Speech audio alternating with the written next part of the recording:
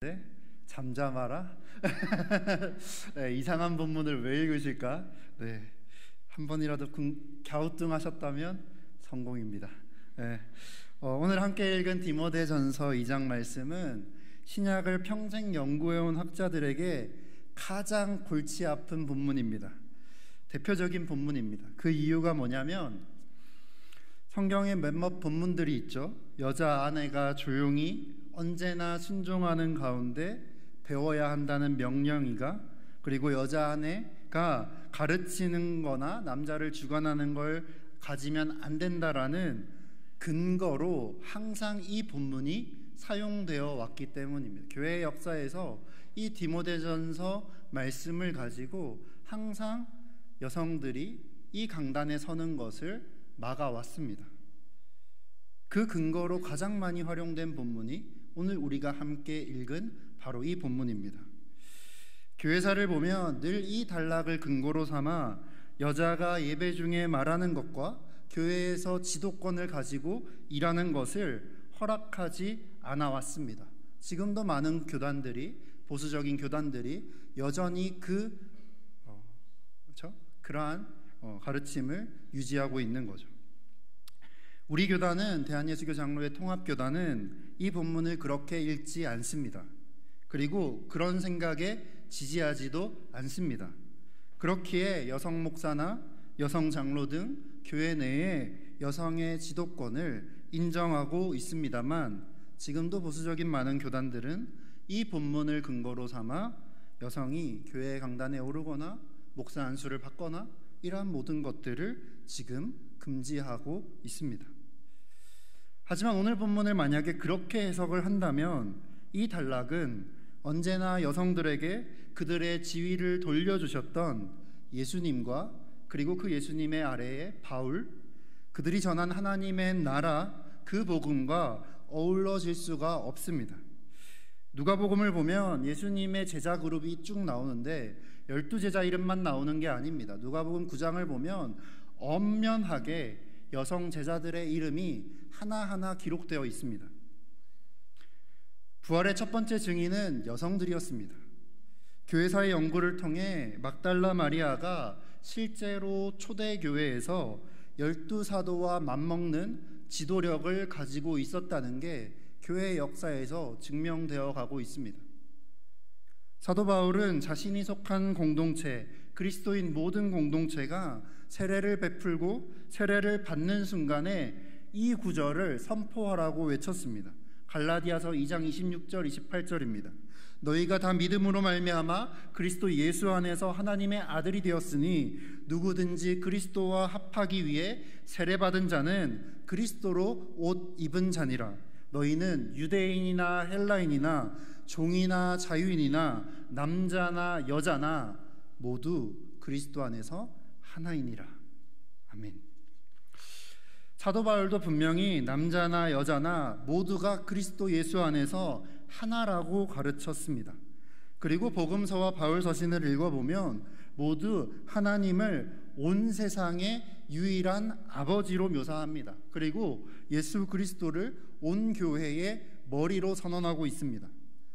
그래서 여러분, 만약에 교회에서 남자와 여자 중 누가 더 권위를 가져야 하는가 라는 질문을 던진다면 예수님의 죽음을 앞두고 제자들이 누가 더 높은지를 두고 싸우며, 그렇죠? 누가 예수님의 좌와 우에 앉을 건지를 두고 다투었던, 그래서 예수님의 꾸지람을 들었던 그 장면과 비슷한 겁니다. 그 장면을 떠올리게 하는 겁니다. 어리석은 질문인 겁니다. 성경은 모든 최종적인 권위가 오직 삼위일체 하나님께만 있으며 그 아래에 있는 피조물은 수직적인 관계가 아니라 모두가 수평적인 관계, 하나님 아래에서 서로 사랑해야 할 한 형제요 한 자매라고 가르치고 있습니다. 그렇다면 그럼에도 불구하고 오늘 본문에 기록된, 아주 분명하게 기록된 이 말씀을 우리는 어떻게 읽어야 하는 걸까요? 여자는 일체 순종함으로 배우라거나, 여자가 가르치는 것을 허락하지 않는다거나, 여자가 남자를 주관하는 것이 옳지 않다는 이 구절들은 우리는 어떻게 읽어야 하는 걸까요? 우선 바울의 편지를 읽을 때 우리는 한 가지 사실을 꼭 기억해야 합니다. 바울이라고 하면 신학교에서 배우는 교과서가 있습니다. 저는 아직 늙어가지고 죄송합니다. 지금 학부생들과는 교과서가 달라요. 교과서가 다른데 요즘에 이제 요즘에 이제 갓 신학을 시작하는 사람들은 최근에 연구가 반영된 따끈따끈한 신작들로 공부를 합니다. 근데 그 신작들 중에 사도 바울의 책 중에 사도 바울 그의 생애 서신 신학이라는 책이 있습니다. 지금도 이제 영국이나 영미권에서는 이 책을 교과서로 쓰는데요.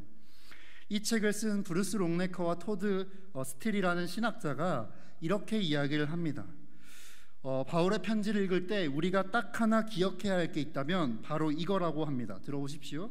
바울의 편지는 그때그때 상황에 따라 쓰였습니다.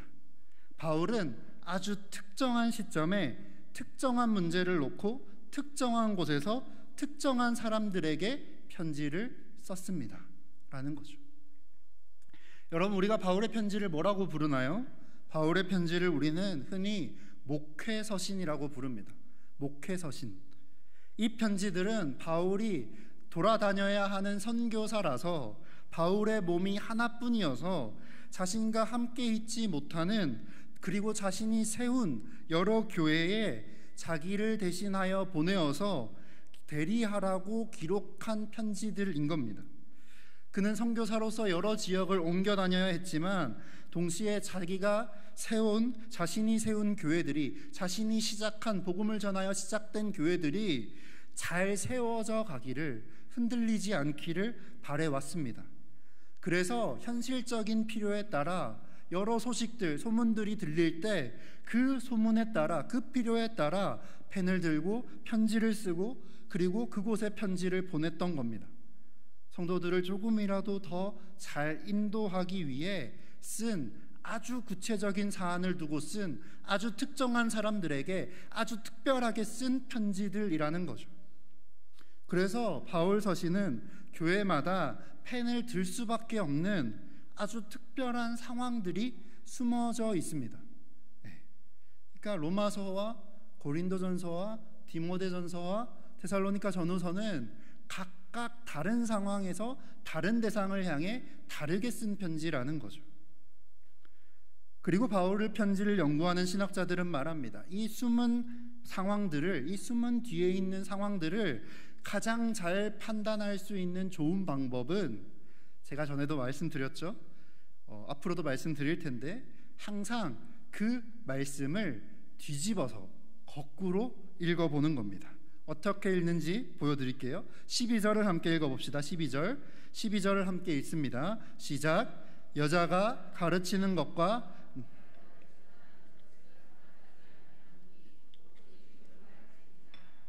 아멘. 자, 이 본문을 한번 뒤집어서 생각해 봅시다. 여자가 가르치는 것과 남자를 주관하는 것을 허락하지 않는다라는 말은 무슨 뜻일까요? 이 말을 했다는 건 어떤 상황에서 이 말을 한 걸까요? 지금 이 편지를 받는 교회에서 이미 여자들이 가르치고 있었다는 겁니다. 그렇죠? 이미 이 교회가 남자들을 여자들이 주관하고 있었다는 겁니다. 그러니까 하고 있었으니까 하지 말라고 하는 거겠죠. 그렇죠? 네.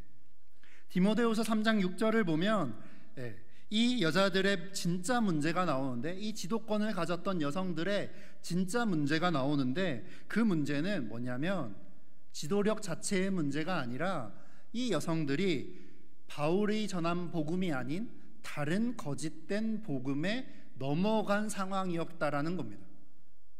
이 두 상황을 종합해 보면 우리는 이 편지를 받았던, 디모데 편지를 받았던 당시 교회의 공동체의 상황을 생각해 볼 수 있습니다. 그려볼 수 있습니다. 애초에 그 교회의, 그 공동체의 지도력은 여성들에게 있었습니다. 여러분 잘 생각해 보십시오. 우리나라도 그렇지만 교회에서 실제로 헌신하는 사람들의 성비를 보십시오. 지금 이 교회를 보시면, 그렇죠? 남자가 많을까요? 여자가 많을까요? 여자가 많습니다. 압도적으로 많습니다. 그렇죠? 예수님 때도 그랬고요. 바울이 활동하던 때도 그랬습니다. 바울의 동역자 목록이 쭉 나오는데 바울의 동역자 목록을 보면 무수한 여성들의 이름들이 등장합니다. 처음 교회 탄생에 지대한 공헌을 했던 여성들의 지도력은 당연히 깔려있는 너무 일상이었고 당연한 전제였다라는 거죠. 허락하고 말고의 문제가 아니라 이미 여성들이 이 교회를 이끌어가고 있었다는 뜻입니다. 그런데 문제는 뭔가요? 이 지도력을 가진 여성들이 바울의 가르침이 아닌 다른 가르침에 넘어가 버렸다는 겁니다. 신학자들은 이 뒤에 나오는 구체적인 명령들을 다른 본문들도 다 뒤집어서 읽어보면 그 잘못된 가르침, 그들이 넘어갔던 잘못된 가르침이 무엇이었는지를 발견할 수 있습니다. 15절을 함께 읽어볼까요? 15절 함께 읽습니다. 시작. 그러나 여자들이 만일 정숙함으로써 믿음과 사랑과 거룩함에 거하면 그의 해산함으로 구원을 얻으리라. 아멘. 여러분, 이 구절은 여자의 구원이 출산에 있다는 말이 아닙니다. 우리가 흔히 그렇게 사용하긴 하는데요, 아닙니다. 바울은 그런 주장을 하고 싶은 게 아닙니다. 이것은 지금 거짓된 가르침에 대한 바로잡는 본문인 겁니다.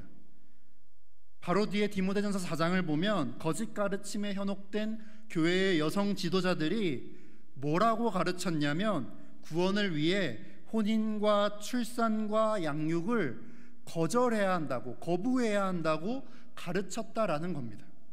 그게 문제였다는 거예요. 왜 그랬을까요? 데살로니가 전서를 보면 바울이 당시 편지를 썼을 때 비슷한 상황들이 있는데요, 그 이유는 뭐냐면 초대교회가 가지고 있던 임박한 종말론 때문이었습니다. 역사적으로 그렇죠. 종말이 임박했다고 믿는 사람들은, 그런 믿음을 가진 사람들은 현세의 삶을 경시하곤 합니다. 주님이 곧 오실 건데 우리가 지금 애 낳고 기르는 게 뭐가 중요해? 라고 한다는 거죠. 그렇죠? 지금 돈 모으는 게 뭐가 중요해? 주님이 오실 건데. 종말이 임박한 사람들에게는 현세의 삶이, 일상의 삶이 중요하지가 않습니다. 사도 바울도 자신의 생애가 끝나기 전에 주님의 나라가 올 거라고 확신했던 사람 중에 한 사람이지만, 바울은 그런 임박한 종말론 때문에 현세, 하나님이 오늘 우리에게 허락하신 오늘을 하찮게 여기는 자들을 향해 지금 엄중한 심판과 잣대를 들이대고 있는 겁니다. 그리고 여러분, 바울의 편지를 읽어본 사람이라면 여자들이 만일 정숙함으로써 믿음과 사랑과 거룩함에 거하면 그가 해산함으로 구원을 얻으리라 라고 말하는 이 말이 문자 그대로 임신과 출산을 통해 여자가 구원받는다는 말이 아니라는 걸 알 수 있습니다. 사도 바울은 자신의 편지에 항상 비유와 로마 당시의 수사법을 사용합니다. 쉽게 말하면 바울은 자신의 사역을 항상 해산하는 수고라고 표현하고 있습니다. 자신의 사역을 항상 임신해서 출산하기까지의 그 고난스러운 여성의 과정으로 표현하고 있는 겁니다. 자기의 고난스러운 사역이 지금은 고난스럽지만 끝끝내 열매 맺고 생명을 얻을 거라는 기대를 여성의 출산에 비유해서 항상 표현해 오곤 했다는 겁니다. 그러니 여기서도 해산함은 그들 여성 지도자들을 통해 그 공동체의 열매를 얻게 될 거라는 약속의 말씀으로 읽는 게 더 당연한 겁니다. 일반적이고 상식적인 겁니다. 너희가 그 헛된 가르침에서 돌아와 올바른 가르침으로 돌아온다면 너희의 사역에서 진짜 열매를 거두게 될 거야 라는 말씀으로 읽어야 한다는 거죠. 그래서일까요? 개혁교회 전통을 대표하고 있는 취리히 성경 해설을 읽어보면 이 본문을 주의하면서 이 본문은 이렇게 말합니다. 남성과 여성의 구분이 아니라 교회의 잘못된 지도력의 사용에 있다라고 방점을 찍고 있습니다. 취리 성경 해설 이 본문의 마지막 구절을 제가 읽어드리겠습니다. 이 본문은 이 말씀을 선포하고 교회를 이끄는 일에서 여자를 배제하는 데 쓸 수 없다. 이 본문은 말씀을 선포하거나 교회의 지도자로서 일을 할 때에 자신을 내세우면 안 된다라고 읽어야 한다라는 거죠. 여러분, 결론적으로 이 본문은 남성과 여성의 구분이 목적이 아니라 당시 교회의 혼란을 수습하기 위해 교회의 지도력을 올바로 세우라는 말씀입니다. 실제로 바울은 다른 편지에서 당시 남성들이 잘못된 방향으로 교회를 이끌어갈 때 똑같은 방식으로 남성들을 깎아내리고 그들에게 엄중한 심판의 말씀을 전하기도 했습니다. 당장 오늘 본문 8절을 보십시오. 남자들에게 먼저 얘기하고 있습니다. 제발 하나님이 주신 고결한 손을 사용하여 분노하고 다투는 데 쓰지 말라고, 손을 들고 기도하는 데 사용하라고 먼저 남성들에게도 동일한 권고와 경고를 하고 있는 겁니다. 여러분, 오늘은 총회에서 지정한 여전도의 주일이고 여전도의 회원들을 위한 말씀을 준비해달라고 부탁을 받았습니다. 저는 오늘 본문을 근거로 하는 한국교회의 아주 오래된 논쟁인 여성의 지도력을 허락하냐 마냐 문제는 사실 오늘 본문을 근거로 해보면 논쟁이 될 문제가 아니라고 말씀드리고 있는 겁니다. 그리스도 교회에서 여성의 역할은 교단이 허락하고 말고의 문제를 떠나 이미 존재해왔습니다. 교회의 역사에서 아주 구체적이고 아주 현실적으로 특별히 하나님 나라 복음 선교의 가장 큰 능력으로 하나님은 여성들을 사용하셨습니다. 그러니 우리가 해야 할 질문은 이겁니다. 교회에서 여성의 지도력이 있냐 없냐, 허락할 것이냐 말 것이냐가 아니라 이미 주어져 있는 우리 여성들의 지도력을 어떻게 사용할 것이냐, 어떻게 바르게 쓸 것이냐라는 겁니다. 이것이 우리가 던져야 할 질문입니다.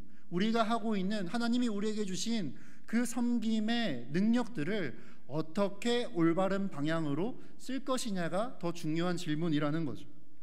바울은 말합니다. 여자들이 정숙함으로써 믿음과 사랑과 거룩함에 거하면 그의 해산함으로 구원을 얻으리라. 아멘.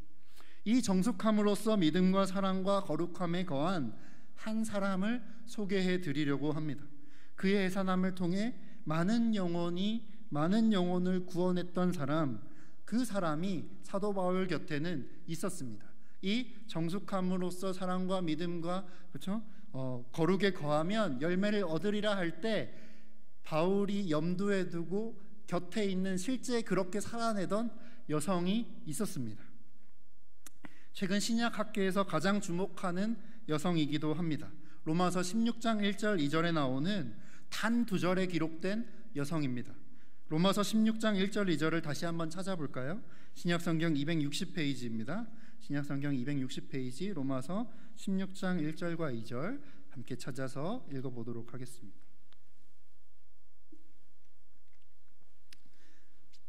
(16장 1절 2절) 함께 읽습니다. 시작. 내가 갱그레아 교회의 일꾼으로 있는 우리 자매 베베를 너희에게 추천하노니 너희는 주 안에서 성도들의 합당한 예절로 그를 영접하고 무엇이든지 그에게 소용되는 바를 도와줄지니 이는 그가 여러 사람과 나의 보호자가 되었음이라. 아멘. 누구인가요? 네, 우리의 자매 베베입니다. 비벌리 로버츠 가벤타라는 신학자가요, 로마서의 가면이라는 책을 씁니다. 로마서를 전체를 이야기하는 책을 한 권 쓰는데 아주 얇은 개론서를 쓰는데 그때 로마서의 탄생에 가장 중요한 역할을 했던 한 사람으로 이 베베를 이야기합니다. 그리고 작년 10월에 수전 하엘렌이라는 신학자가요, 책을 한 권 냈던 책을 번역을 했는데 제목이 뭐냐면 베베를 찾아서입니다. 요즘 정말로 베베에 대한 목회자들, 신학자들 내에 베베에 대한 관심이 뜨겁습니다. 여러분, 로마서를 읽을 때 사실 우리는 이 16장은 별로 중요하지가 않습니다. 바울이 마지막 인사하는구나 라고 쓱 지나갑니다. 근데 로마서를 연구하는 학자들에게 이 베베라는 인물은 여러분이 생각하는 것보다 훨씬 크고 중요했던 사람입니다. 저는 이 베베가 오늘 여기에 모인 여전도의 회원님들, 한국교회를 이끌어가는 여성들의 좋은 모델이라고 생각하며 잠깐 그녀를 소개해 보려고 합니다. 1절을 보시면 사도 바울은 베베를 뭐라고 소개합니까? 우리의 자매라고 소개합니다. 그러나 여러분, 그녀가 처음부터 우리의 자매는 아니었습니다. 처음부터 그녀는 그리스도인이 아니었습니다. 1절에 보시면 시작을 뭐라고 하나요? 그녀가 겐그레아 교회의 일꾼이라고 하죠. 겐그레아, 고린도 항구 도시에 있는 한 지역인데 겐그레아 소속의 교회에 있다고 합니다. 그 말은, 겐그레아 출신이라는 말은 그녀가 이방인이었다는 뜻입니다. 무슨 뜻인가요? 하나님의 복음을 모르던 사람이라는 겁니다. 이방인이었습니다. 그녀도 처음에는 사도 바울이 말하는 우리의 자매의 그룹에 속하지 않던 사람이었다라는 거죠. 그러나 이제 그녀는 시간이 지나 우리의 자매라고, 바울이 당당하게 내가 그녀를 추천하노니 라고 할 정도의 사람으로 그 그룹 안으로 들어왔습니다. 우리도 마찬가지 아닐까요? 오늘 여전도의 임원분들 특송해 주셨는데 아마 임원들 중에 대부분은 평생 교회에 다니고 평생 봉사를 해오셨을 겁니다. 그래서 내가 교회에 있는 게 너무 당연하고 익숙하실지도 모르겠습니다. 하지만 여러분, 우리가 처음부터 그런 사람들이었을까요? 처음부터 이 강진교회가 우리의 교회였나요? 아닐 겁니다. 여러분에게도 하나님을 모르던 때가 있었고 또 이 교회에 속하지 않았던 때가 있었을 겁니다. 이방인처럼 살아가던 때가 있었을 거라는 거죠. 그러나 우리가 누군가 우리에게 복음을 전했고 그 결과로 우리는 지금 광진의 자매들이 된 겁니다. 그래서 이제는 우리가 여러분을 소개할 때 당당히 그렇게 소개할 수 있는 거죠. 우리 옆 사람에게 한번 소개해 볼까요? 이분은 우리 광진교회의 자매님입니다. 해볼까요?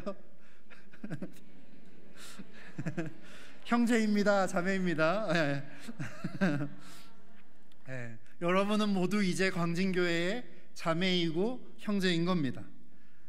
여러분, 이 구절에 다 들어있지 않지만 그녀에게는 이방인이면서 그리스도인이 될 수밖에 없었던 여러 삶의 스토리들, 간증들이 그 안에 숨어 있을 겁니다. 바울은 이 로마서 편지를, 이 귀한 편지를 누구에게 맡기냐면 베베에게 맡깁니다. 베베의 손에 이 편지를 들려서 베베에게 이 편지를 가지고 네가 로마로 가서 이 편지를 읽으라고 합니다. 그녀는 이 편지를 로마에서 낭독한, 여러 교회를 돌아다니며 이 편지를 읽은 최초의 사람이었습니다. 마지막으로 근데 그녀가요, 이 로마서의 편지를 로마에 가서 여러 교회 공동체 앞에서 읽을 때 마지막에 한참 이 본문을 읽는데 바울의 이 편지를 전하는데 마지막 16장이 딱 되는데 그 편지에 누가 등장합니까? 그 편지를 읽고 있는 자신의 이름이 나오는 겁니다. 우리의 자매 베베를 추천한다 라는 이 바울의 편지가 나오는 겁니다. 여러분, 그녀는 이 편지 안에서 자신의 이름이 이 편지 안에 들어있다는 것, 이 거대한 로마서의 복음의 이야기 속에, 하나님의 역사 속에 내가 함께하고 있음을 직접 읽었다는 거죠. 분명히 이 편지를 읽을 때 겐그레아의 베베는 눈물을 흘렸을 겁니다. 저는 지금 여러분도 마찬가지라고 말씀드리는 겁니다. 베베처럼 우리의 자매로서 하나님이 써내려가시는 이 복음의 역사에 오늘 여러분은 속해 있습니다. 그곳에서 함께 이 역사를 쓰고 있는 겁니다. 이 사실을 잊지 않는 그 감격을 회복하는 여러분 되시기를 진심으로 축복합니다. 한 가지만 더 말씀드리고 마치겠습니다. 바울은 그녀가 겐그레아 교회의 디아스코노스면서 동시에 프로스타티스라고 말합니다. 다시 말할게요. 바울은 그녀가 겐그레아 교회의 일꾼이라 번역되어 있죠. 일꾼이라고 합니다. 여기서 일꾼은 디아코노스인데 집사로도 번역되고요, 종으로도 번역되고요, 여집사로도 번역되고 다양하게 번역되는 단어입니다. 여러분, 오늘 바울에게 이 디아코노스라는 용어는 아주 중요합니다. 이 베베를 설명하면서 이 겐그레아 교회의 디아코노스다라고 하는데 바로 앞인 로마서 15장을 보면 예수님을 표현할 때 예수님을 디아코노스라고 표현합니다. 종이 되신 예수님이라고 하는 거죠. 종이 되신 예수님이 나오자마자 우리의 종인 베베라고 이야기하고 있는 겁니다. 그리고 사도 바울은 다른 편지에서 자신을 향해서도 그리스도의 일꾼된 나 바울이라고 표현하는 거죠. 즉 예수 그리스도께서 하셨고 바울이 지금 하고 있는 그 일을 베베가 똑같이 감당하고 있다는 겁니다. 다시 말해 바울은 베베를 집사라고 일꾼이라고 말할 때 그 말은 많은 교회에서 여성들이 표현하는 그냥 부엌 일을 잘 돕는 정도가 아니라는 겁니다. 이 용어에는 상당한 책임과 리더십이 들어 있습니다. 그리고 그것은 그 뒤에 나오는 단어인 우리의 보호자라는 단어에서 등장합니다. 프로스타티스인데 이것은 후원자라는 뜻입니다. 그녀는 상당히 유복했던 것 같습니다. 돈이 많았던 것 같아요. 그래서 이 베베는요 여러 사람의 후원자가 됩니다. 실제적인 방식으로 기독교 선교에 이바지합니다. 바울이 직업을 가지고 자신이 벌이를 하며 선교를 했지만 그 벌이는 자신의 선교를 감당하기에는 늘 부족했습니다. 늘 돕는 누군가가 필요했습니다. 그때 가장 큰 후원자로서 이 베베가 그 역할을 했다는 겁니다. 자신의 집을 공간으로 내어주고 여러 사람과 바울의 후원자가 되어주었습니다. 그런데 더 중요한 건 뭔지 아십니까? 그녀는 후원자였지만 그 후원을, 자신이 한 그 후원을, 그 봉사를 권력으로 삼지 않고 오히려 그 교회의 종으로서 섬겼다라는 겁니다. 이것이 디모데전서가 말하는 정숙함으로서의 표현의 의미인 겁니다. 정숙함으로써라고 할 때 이 정숙함, 소프로시네라는 헬라어는 우리가 생각하는 그냥 노출이 심하지 않은 옷을 입는다거나 주변 사람의 의견을 잘 따르는 순종적인 여성을 표현하는 게 아닙니다. 이 단어는 자기를 절제한다라는 뜻입니다. 그래서 새한글 성경도요 이 정숙함으로써를 어떻게 번역하냐면 절제 있게 살면이라고 번역하는 겁니다. 즉 여기서 정숙이라는 건 베베에게서 볼 수 있듯이 자신을 절제할 줄 아는 겁니다. 내가 한 걸 가지고 나를 앞세우기보다 늘 누군가 나보다 약한 자들을 배려하고 앞세우는 태도인 겁니다. 누군가를 위해 나를 뒤로 숨길 수 있고 절제할 수 있는 성품, 그것이 바로 정숙함, 여기서 말하는 정숙함의 원래 의미입니다. 그래서 이 자기 절제는 당시 로마 사회의 남성과 여성 모두의 미덕이었습니다. 그리고 바울에게 이 정숙함은 무엇보다 그리스도인의 미덕이었습니다. 그는 말하죠. 빌립보서에서 예수님이 근본 하나님의 본체시나 자기를 비워 종의 형체를 가지시고 그만큼 자기를 절제하시고 라고 이야기합니다. 그 성품이 곧 그리스도에게서 나온 것이라고 이야기하는 거죠. 바울은 빌립보서에서 그 공동체를 향해 이 마음을 품으라 라고 하는 겁니다. 이 마음이 바로 정숙함이며 자기 절제인 겁니다. 겸손함인 겁니다. 말씀을 맺습니다. 광진의 모든 성도 여러분, 그리스도인 여러분, 디모데의 말씀은 언어의 느낌을 살려 오늘의 표현으로 빌려보면 이렇게 번역할 수 있습니다. 교회의 지도자이신 여러분, 모든 일에서 자기의 도리를 지키며 조용히 배우십시오. 형제자매를 자기 마음대로 하려는 것은 허락되지 않습니다. 대신에 여러분이 믿음과 사랑과 거룩함에 머물러 절제 있게 살아간다면 현실에서 구체적인 열매로 구원을 받게 될 것입니다. 앞서 언급한 로마서의 가면이라는 책을 쓴 가벤타는요, 베베가 로마서를 전달한 전달자였다고 합니다. 그녀가 편지 전달자라는 말은 이 편지를 쓴 여러 사람 중 하나였다는 겁니다. 바울은 편지를 혼자 쓰지 않았습니다. 공동체와 함께 썼어요. 왜냐? 그 귀한 편지를 그냥 내 생각대로 쓸 수 없기에 읽고 낭독하고 고쳐가며 편지를 정성스럽게 썼습니다. 그 중에 한 사람이 베베였다라고 하는 거죠. 그리고 바울은 이 편지를 베베에게 맡깁니다. 여러분, 바울이 자기의 편지를 그 의도도 모르는 사람에게 맡기진 않을 겁니다. 이 편지를 가장 잘 알고 있는 사람에게 맡겼다라는 거죠. 이 로마서를 가장 잘 이해하고 있던 사람이 베베였습니다. 그리고 그녀는 로마서를 최초로 낭독한 사람이고 이 편지를 읽은 후에 그 공동체가 궁금한 것들을 최초로 해석해준 해석자였습니다. 다시 말해 베베라는 한 여성 덕분에, 그녀의 헌신 덕분에 로마서를 지금 우리가 읽고 있다는 겁니다. 하나님은 하나님의 선교를 위해 남성들을 사용하시는 것과 동일하게 여성들도 사용하십니다. 그리고 교회의 역사에서 여성들을 통해 부활이 최초로 선포되었고 베베를 통해 로마서의 복음이 전해졌듯 지금까지 이 한반도 땅에 복음이 전해지게 된 것도 무수한 아까의 영상 속에 그 여전도에 소속된 여성들을 통해서였습니다. 지금으로부터 110년 전인 1915년에 부산에 있는 교회의 여성들이 부산 진교회에 모입니다. 봄 사경회를 하는데 이 사경회를 계기로 부산노회 여전도회 연합회가 탄생합니다. 부산노회 여전도회 연합회는요, 일제강점기에 일본 나고야로, 우리도 계신데, 강성숙 전도사님을 파견합니다. 3년 동안 그 일제시대에 일본 땅에 복음이 없다며 일본으로 이 부산노회가, 여전도회 연합회가 3년 동안 전도사님을 파견해서 그곳에서 복음을 전합니다. 그리고 경남 지역의 선교를 각자 교회가 할당을 맡아서 그 지역들을 전도해 갑니다. 일제강점기에 부산노회 여전도회 연합회의 전신인 경남 부인전도회는요, 신사참배에 끝까지 저항했던 마지막 단체 중 하나였습니다.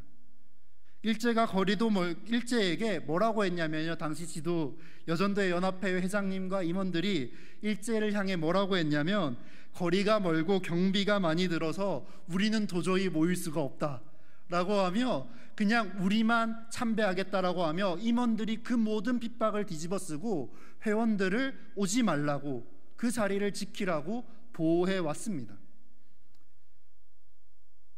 그 일은 지금까지 전해지고 있습니다. 여러분 영상에서 보신 것처럼 1898년에 평양 널다리골 교회에서 여전도회 전국연합회가 시작합니다. 그 여전도회 전국연합회를 통해 지금도 다양한 곳에서 다양한 선교를 감당하고 있습니다. 전국의 여전도회가 진행 중인 사업은 너무 많아서 일일이 나열하기 힘듭니다. 한 사람이 할 수 없기에 조직이 그 일을 감당하고 있습니다. 여전도회는 오랜 동안 자신을 그리스도의 십자가를 돛대 삼아 세계복음의 닷줄이라고 설명하며 그 보이지 않는 곳에 복음을 전하는 일을 감당해오고 있습니다. 한 예로 말씀을 맺겠습니다. 제가 20살에 신학교에 입학하자마자 사역을 시작했습니다. 경남 사천에 있는 한 교회에서 사역을 시작했어요. 사천에 있는 교회, 시골이다 보니 교육자가 구해지지 않았나 봐요. 그래서 저희 부모님에게, 저희 아버지에게 그 친구 목사님이 도저히 교육자가 구해지지 않으니 저와 저희 형이 동기였거든요. 그랬는데 둘 중에 하나 보내라 이런 겁니다. 우리 첫째이신 장남이신 형님은 안 가라고 했어요. 저는 뭐라고 할까요? 저도 안 가라고 하겠죠. 그러니까 저희 부모님이 어떻게 하신 줄 아십니까? 양복 입고 명절날에 목사님께 인사 좀 하고 와 이랬어요. 설날에 인사 갔더니 전도사님이십니다. 그렇게 저의 첫 사역이 시작됐습니다. 20살에요. 추석이었던 것 같아요. 추석인가요? 그랬는데 어쨌든 저는 이 사역을 시작하면서 경남 사천의 교회를 서울에서 매주 왔다 갔다 하면서 첫 번째 사역을 시작했습니다. 전도사가 저밖에 없어서 유치부부터 청년부, 오후 예배까지 다 했어요. 하루에 설교를 5편씩 했습니다. 20살이. 그렇게 했는데 그때 70만 원 월급 받았어요. 제가 졸업할 때까지 70만 원 받았거든요. 10년 동안. 근데 이 70만 원으로 사역을 하는데 시외버스 타고요, 그렇죠? 교통비하고 헌금하고 다 빼면 40만 원이 남지가 않습니다. 재정적으로는 독립을 했기에 부모님이 이제 너 전도사니까 네 돈으로 네가 살아 이래서 그때부터 이제 저는 70만 원 가지고 사는데 헌금하고 교통비 다 빼면 40만 원이 남지 않아요. 하루에 10,000원 생각하고 10년 동안 그렇게 살았습니다. 하루에 한 끼 먹고 사는 거죠. 하루에 10,000원 생각하고 사는데 책을 너무 좋아해서 안 먹고 책 사자. 그래서 거의 이제 하루에 한 끼 먹고 그 외에는 다 도서비를 쓰며 그렇게 살았는데 왜 굳이 이 얘기를 하냐? 이 얘기를 하고 싶은 겁니다. 책을 좋아해서 밥보다 책을 샀거든요. 넉넉하지 않았어요. 그때 저의 생활을 지탱해 준 한 가지가 있습니다. 뭐냐면 당시에 기숙사생들에게 한 학기에 식권을 30장씩 줬어요. 네, 한 학기에. 네, 그렇죠? 근데 여러분, 하루에 한 끼인 저에게 30장, 50장은 어마무시한 겁니다. 네, 어마무시해요. 네, 가뭄의 단비인 거죠. 이렇게 보이지 않는 곳까지. 네. 근데 여러분, 이 식권이 어디서 온지 아십니까? 여전도회 전국연합회에서 온 식권입니다. 네. 네. 한 학기에 30장, 50장, 그러니까 한 학기인지 한 달인지 모르겠어요. 한 30장씩 꾸준히 받았던 것 같은데, 예, 이렇게 보이지 않는 곳까지, 여러분이 상상할 수 없는 곳까지 여러분의 헌금과 여전도회의 사역은 흘러가고 있습니다. 제가 바로 그 열매 중에 하나로, 그래서 저를 이곳에 세운 게 아닌가 싶습니다. 여전도회 여러분, 광진의 베베이신 여러분, 여러분의 수고는 헛되지 않습니다. 여러분이 하는 모든 것들이 헛되지가 않습니다. 흘러가고 있고 누군가가 그 열매를 누리고 있습니다. 우리가 하는 일들이, 그리고 이 여전도회가 하는 일들이 헛되지 않음을 기억해 주시면 좋겠습니다. 그리고 가능하신 분들은 더 열심히 기도해 주시고 함께 해 주시면 좋겠습니다. 이 모든 사역에 주님의 축복이 있기를 소망합니다. 함께 기도하겠습니다. 모든 생명을 지탱해 주시는 주님,